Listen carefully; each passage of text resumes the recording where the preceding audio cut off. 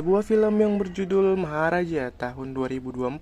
Tenang, ini bukan film India yang biasa Anda kenal. Tidak ada joget-joget, tidak ada slow motion yang keterlaluan. Ini adalah tentang kisah seorang tukang cukur yang punya tenaga sangat kuat. Sekali dia pegang tangan kamu, maka tangan kamu tidak bisa dilepaskan meskipun ditarik oleh puluhan orang sekalipun. Penasaran? Langsung saja kita ke ceritanya. Let's go!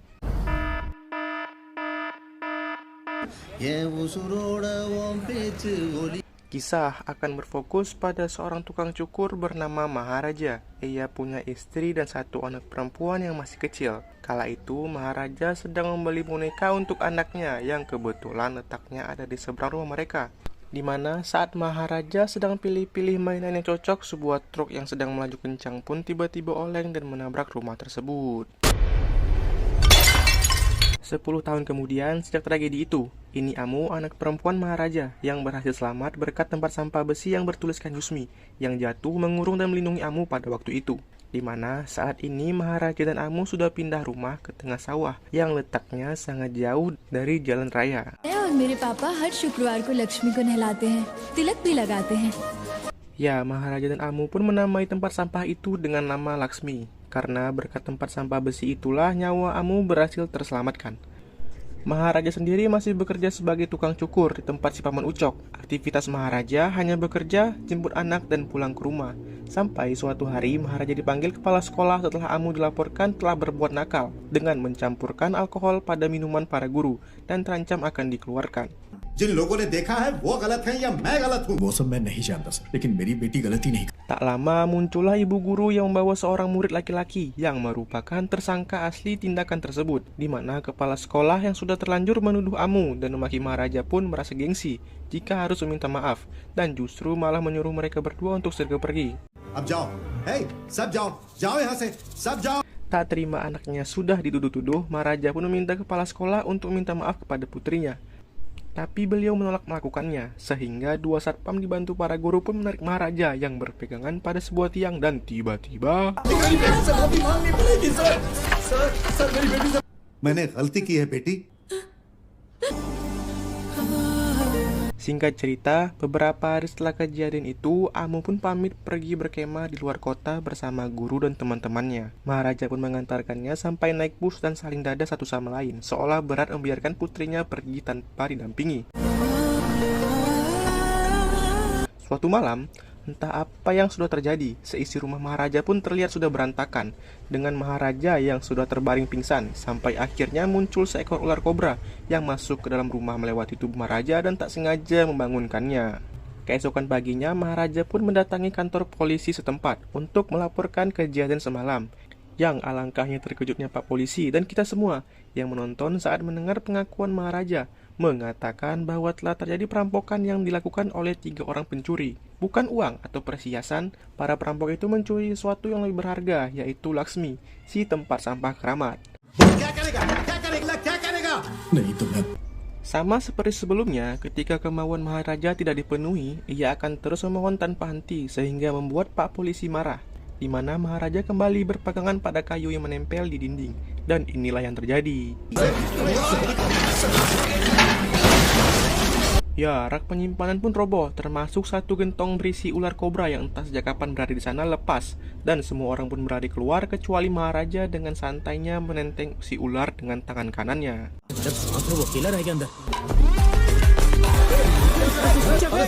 Sejenak kita tinggalkan dulu Maharaja dan beralih ke sebuah rumah yang menjadi TKP pencurian emas, di mana kita diperkenalkan pada seorang Kapten Bondan, polisi yang mengusut langsung kasus ini dengan meminta si pencuri untuk memperagakan kronologi saat melakukan aksinya. Selesai melakukan rekonstruksi, pemilik rumah memanggil kapten setelah mereka menyadari jika emas yang kapten kembalikan adalah emas palsu. Kapten pun memanggil si pencuri dan memaksanya untuk memberitahu di mana emas aslinya. Namun si pencuri tetap kekeh bahwa hanya emas itulah yang dia ambil, sehingga kapten pun merasa dipermainkan menjadi marah kepada si pencuri, termasuk kepada pemilik rumah yang dianggap telah bersekongkol untuk mempermainkan pihak kepolisian. Setelah pergi dari rumah korban, akhirnya terungkaplah jika ini semua hanyalah permainan si kapten yang memang sudah bersekongkol dengan pencuri tersebut, di mana mereka sebelumnya sudah melakukan briefing untuk mencuri di rumah korban. Dan hal ini sudah sering kapten lakukan, yaitu memanfaatkan para tahanan yang ada di penjara untuk melakukan suatu kejahatan demi mendapatkan keuntungan. Tapi tak dimakan sendiri, kapten pun memberikan sebagian hasil keuntungan emas tersebut untuk diberikan kepada istri dan anak si pencuri. Lantas tetap membawa si pencuri kembali ke penjara sampai proses hukum selesai dijalani.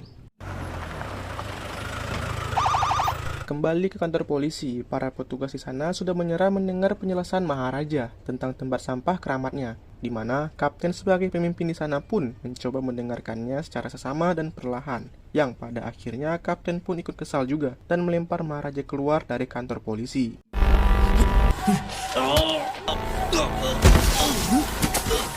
Tak lama Maharaja pun kembali lagi sembari menunjukkan uang sebanyak 500.000 rupiah atau sekitar 92 juta rupiah hanya untuk sekedar tempat sampah yang hilang. Tentu saja tindakan suap di depan umum seperti ini langsung kapten tolak dengan sebuah tamparan keras.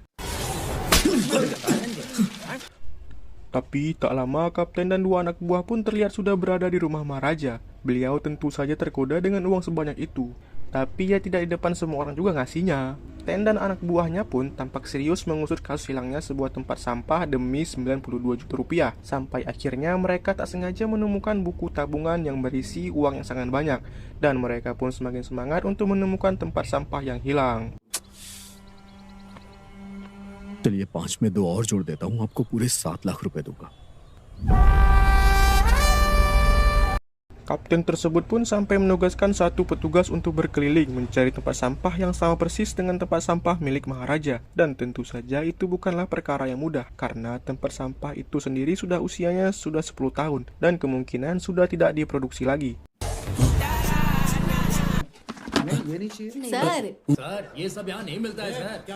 Dari situlah si petugas tak sengaja bertemu dengan Sangar, seorang pria pitak berkumis yang merupakan informan kepolisian yang sering membantu banyak kasus, di mana Sangar mengajak si petugas pergi ke tempat seorang pandai besi yang mengaku mampu membuat tempat sampah yang sama persis seperti Maharaja dan membutuhkan waktu sekitar 2 hari untuk menyelesaikannya. ये 1.5 बाई 1.5 फुट का है। अब परसों आइए भैया। परसों आने का है? Sejenak kita tinggalkan dulu urusan tempat sampah ini dan mundur 1 hari ke belakang ketika seorang pelanggan berbadan tinggi besar keluar dari mobil Fortuner warna putih dan mengaku kacamatanya hilang saat mobilnya dicuci di tempat cuci mobil ini. Dan tiba-tiba tak lama muncullah Rajo, salah satu karyawan yang bertugas antar jemput mobil pelanggan, di mana si jagoan berbadan gempal ini pun langsung menghajar Rajo dan mengancamnya akan menyerboskannya ke dalam penjara.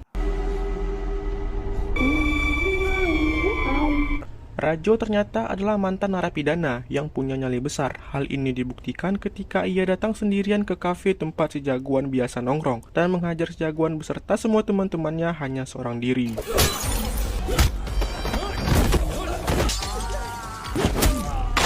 Keesokannya di kantor polisi, Maharaja terlihat berada di sana, yang memang setiap hari ia datang menunggu hasil penyelidikan, di mana seorang karyawan tempat cuci mobil pun datang ke sana untuk melaporkan perihal temannya yaitu si Rajo yang hilang sejak semalam, di mana Maharaja yang melihat foto Rajo pun seketika teringat dengan sesuatu hingga membawa kita semua flashback ke malam perampokan untuk mengungkapkan kebenaran tentang penyebab hilangnya si Rajo.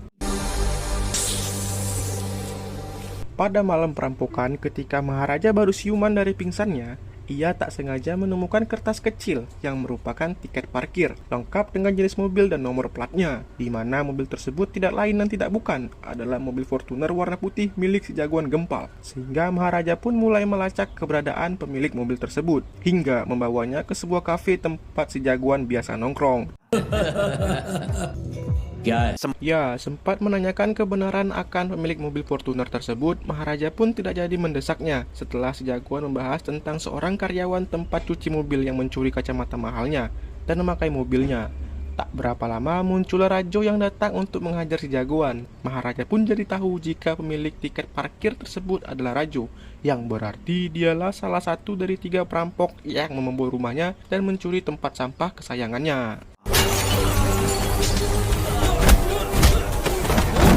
Saat Raju pergi meninggalkan kafe itulah, Maharaja ternyata diam-diam mengikutinya dari belakang, membawanya ke sebuah bangunan pabrik yang terbengkalai. Rupa-rupanya bangunan pabrik ini adalah markas Raju dan teman-teman premannya yang biasa mereka pakai untuk minum-minum, di mana mereka menahan tubuh Maharaja dengan sebuah kunci Inggris dan menyuruh salah satu preman untuk memotong lengan tangan kanannya. Tapi tiba-tiba menggunakan pisau cukur, Maharaja pun menghajar semua preman, tapi tidak sampai membunuhnya. Entah seberapa penting dan layak tempat sampah itu dengan semua ini, tapi Maharaja tampaknya tidak akan pernah berhenti sampai ia mendapatkan kembali tempat sampah miliknya tersebut.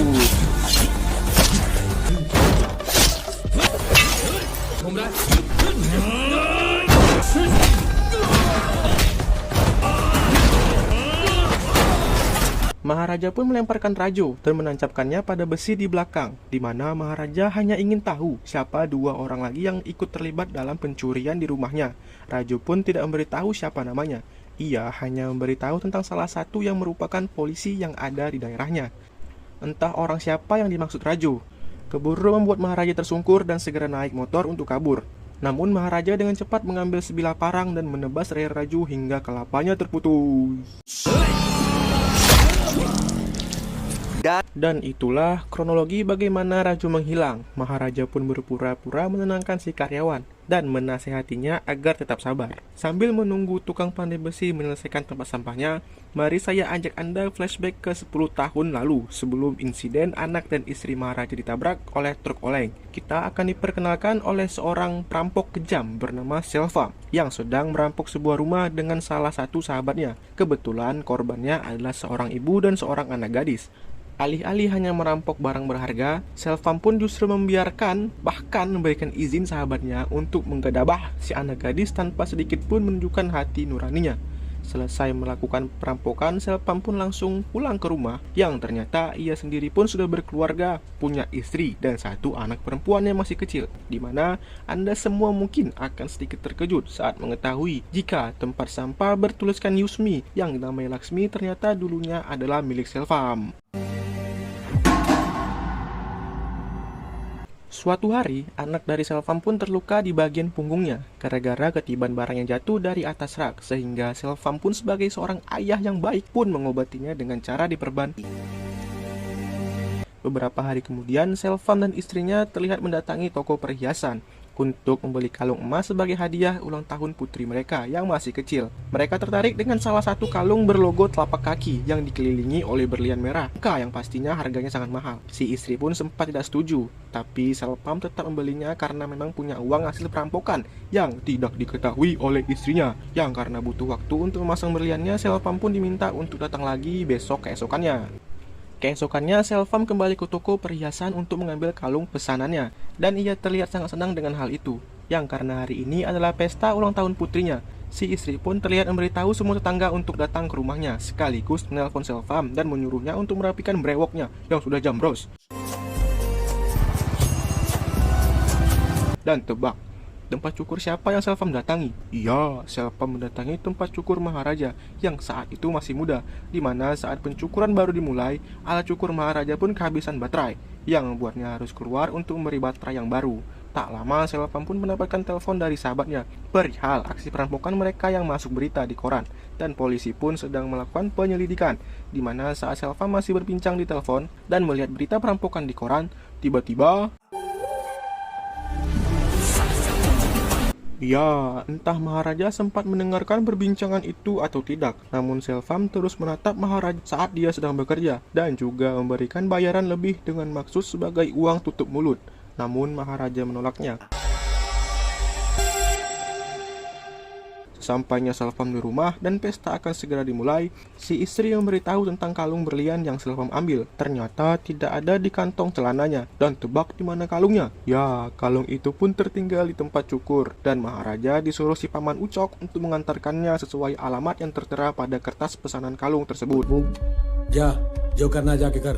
Dan sungguh suatu kebetulan yang luar biasa saat Maharaja datang bertepatan dengan para polisi yang akan menangkap Selvam dan kawan-kawan perampoknya, sehingga secara tidak langsung Selvam pun mengira jika kedatangan para polisi ini adalah ulah dari Maharaja yang sudah melaporkan ia dan teman-temannya. के नाटक कर रहा है कितने लोगों को जाती है ये सब जाने भी Karena si teman berusaha melawan dengan senjata api, para polisi pun terpaksa melepaskan tembakan yang membuat si teman tewas. Sementara Selvam langsung digiring ke kantor polisi dan harus berpisah dengan istri dan putrinya yang masih sangat kecil.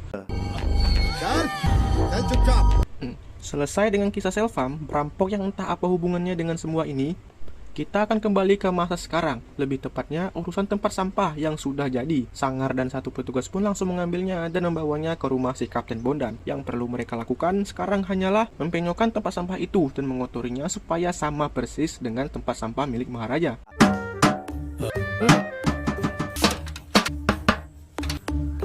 Setelah tempat sampahnya pun sudah sama persis, kini Kapten hanya perlu mencari seseorang yang mau berperan menjadi pencuri.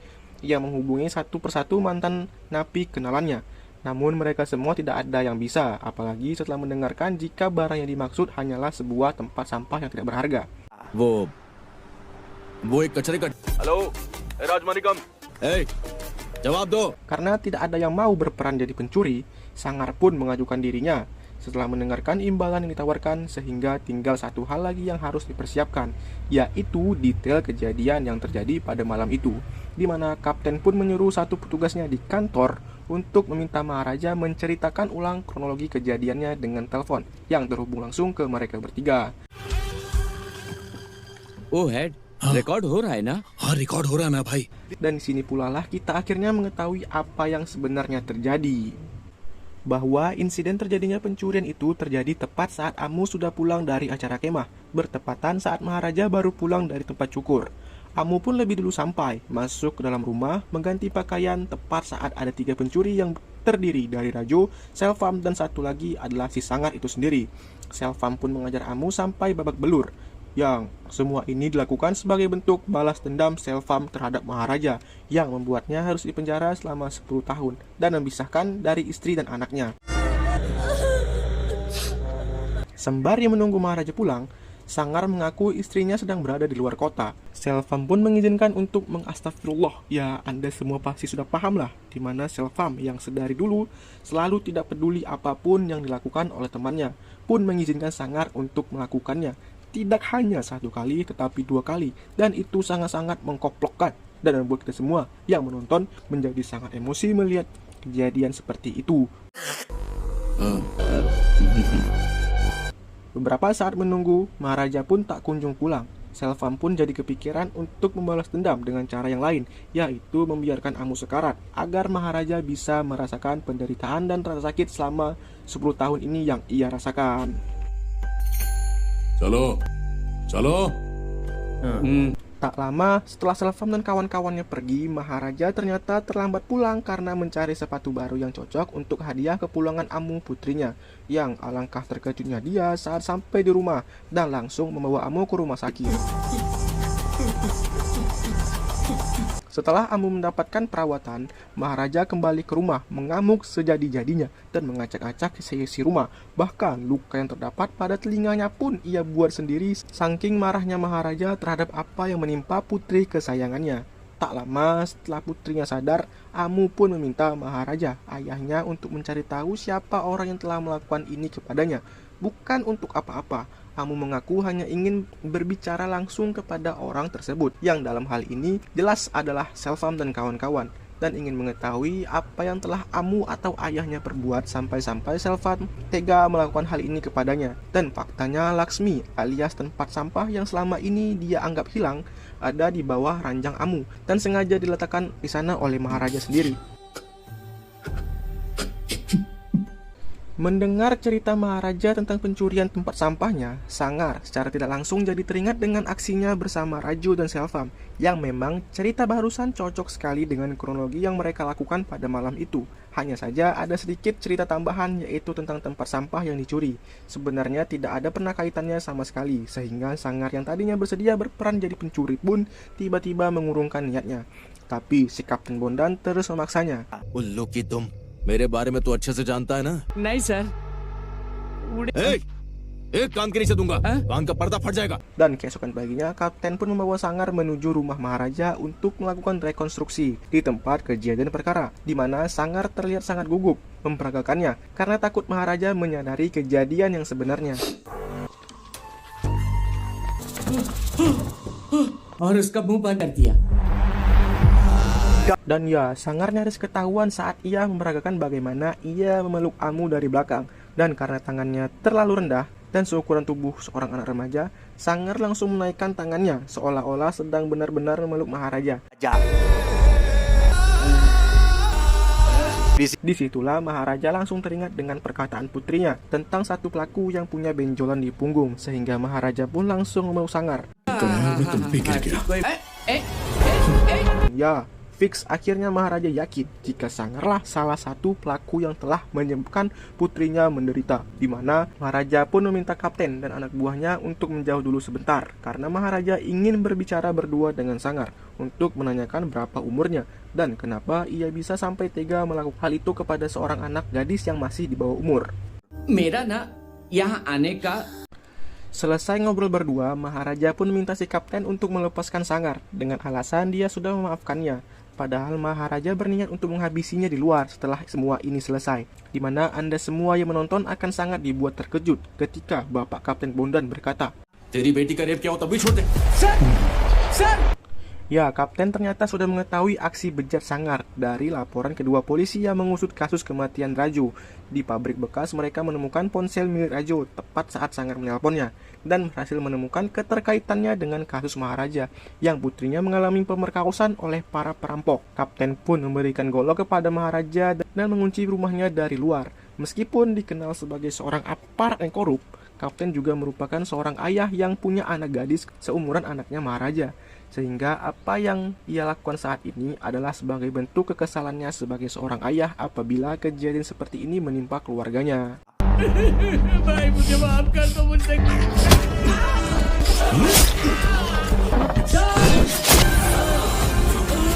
Kini yang tersisa hanyalah Selvam yang masih bekerja di toko alat-alat listrik dan saat ini sedang mengantarkan barang pesanan di sebuah proyek pembangunan gedung di mana Maharaja rupanya sudah tiba di sana lebih dulu sesuai dengan alamat sebelumnya yang diberikan oleh si kapten.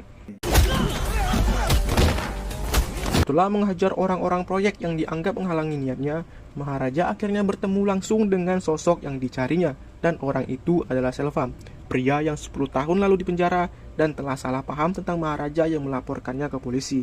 Karena masih syok dan merasa bersalah atas kejadian salah paham itu, Maharaja pun tidak melakukan perlawanan ketika Selvam menghajarnya. Namun mengingat Amu putrinya jadi korban, Maharaja akhirnya bangkit dan berhasil membuat Selvam tak berdaya. Sesuai janjinya kepada Amu, Maharaja pun langsung menghubungi Amu untuk datang ke tempat itu. Setibanya ia di sana, Amu pun langsung disediakan kursi untuk berbicara langsung dengan sosok si Selvam ini. Alih-alih akan marah dan mengamuk, tidak karuan Amu yang dididik dengan baik oleh Maharaja pun justru meminta maaf apabila ada sesuatu salah telah diperbuat ia ataupun ayahnya, yang jikalau barang berhargalah tujuannya. Amu pun melemparkan sebuah kain kecil berisi perhiasan miliknya sendiri. ये ले।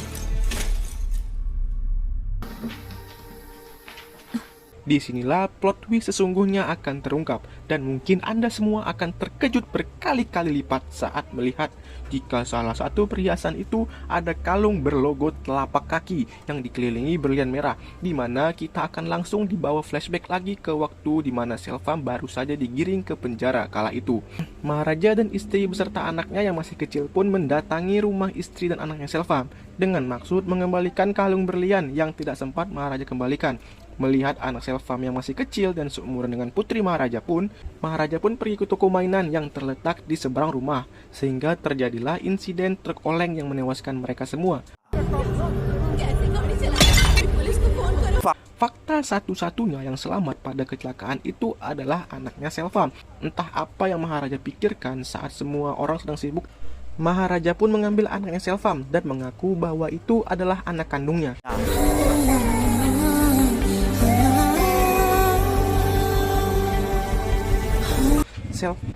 Selvam pun menjadi semakin yakin setelah melihat bekas luka di pundaknya Amu yang didapat dari kejadian waktu barang di dapur menimpanya waktu kecil. Sehingga sungguh hancurlah sangat hati seorang Selvam yang secara tidak langsung telah menghajar putri kandungnya sendiri dan merusak masa depannya, di mana saat Amu sudah agak jauhan, Selvam pun bersujud di kaki Maharaja dan memohon agar dipertemukan lagi dengan Amu untuk meminta maaf secara langsung. Tapi Maharaja menolaknya. Dan ini sepertinya adalah karma untuk Selvam yang di masa lalunya sudah banyak melakukan kejahatan dan perampokan, bahkan melakukan pembiaran saat temannya menggedabah para korban. Setelah Maharaja dan Amu pergi, Selvam yang tidak bisa menahan rasa bersalah dan rasa sakit hati atas dirinya sendiri pun meregangkan dirinya dari atas bangunan dan maut bersama kalung berlian yang menjadi hadiah untuk anak tercintanya. Tamat ending yang super duper mengkeplot twistkan, akhir yang sangat sedih. Ya, terima kasih menonton. Sampai jumpa lagi di video berikutnya. Bye bye.